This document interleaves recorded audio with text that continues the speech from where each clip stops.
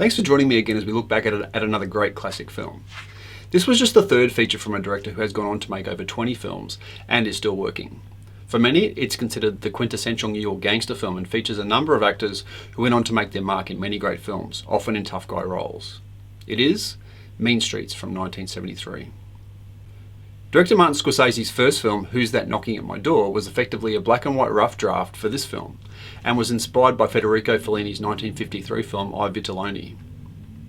Scorsese's second film was the low-budget Boxcar Bertha for Roger Corman, which wasn't a great film, something underlined by John Cassavetes, who told Scorsese, "You've just spent a year of your life making a piece of shit." The comment intended to inspire Scorsese to make a film he actually cared about. Scorsese co-wrote the script for this film with Martin in the 1960s while cruising around New York's Little Italy in Scorsese's car, building their story around the events they had witnessed or heard while living there. Scorsese's inspiration for the character Johnny Boy was his uncle Joe the Bug Scorsese, who was often in trouble with the law. Originally titled Season of the Witch, they changed the title to Mean Streets, inspired by a quote from Raymond Chandler's essay, The Simple Art of Murder. But down these mean streets a man must go who is not himself mean, who is neither tarnished nor afraid. When the script was finished, Scorsese sent it to Roger Corman, who agreed to back the film if all the characters were black. Scorsese was actively considering this option until a meeting with Jonathan Taplin, who liked the script and was willing to raise the $300,000 Scorsese needed, if Corman promised in writing to distribute the film. These offers became redundant when funding from Warner Brothers allowed him to make the film with Italian-American characters. Scorsese preferred the Warner Brothers option due to the studio's long history of producing some of the best gangster pictures.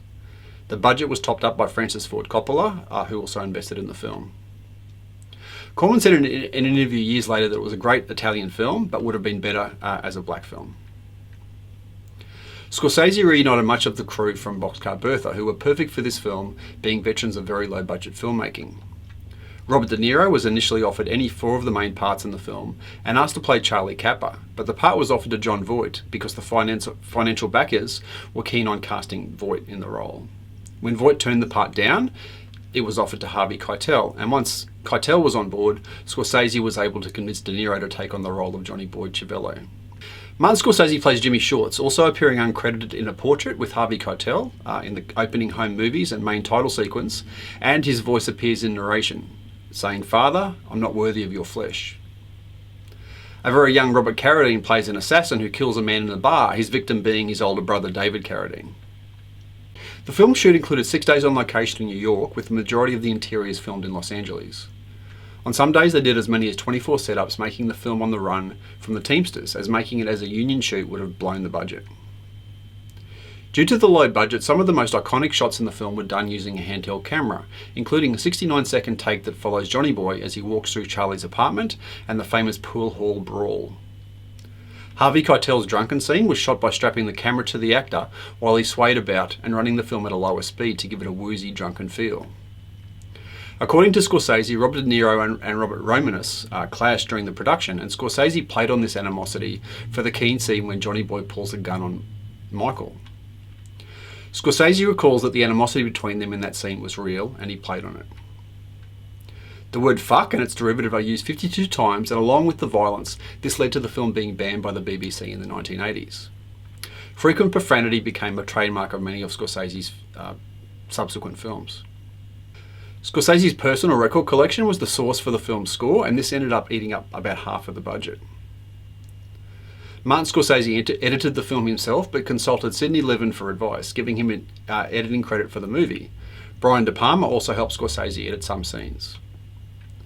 The film was not successful upon its initial release, despite good reviews and the acclaim it received at the New York Film Festival in 1973. Pauline Kael called it a true original and a triumph of personal filmmaking. Time Out magazine called it one of the best American films of the decade. David Denby, writing for Sight and Sound, praised the film's acting, saying that Scorsese had used improvisation better than anyone in American movies so far. Roger Ebert included Mean Streets in his great movies list, writing in countless ways, right down to the detail of modern TV crime shows. Mean Streets is one of the source points of modern movies.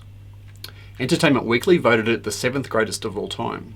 It was ranked 93rd on the BBC's list of 100 greatest American films. Empire magazine rated it as the greatest American independent film.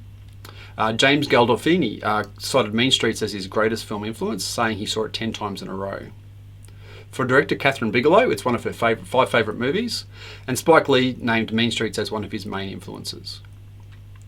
It's included among the American Film Institute's top 400 most heart-pounding American movies and top 400 greatest American movies.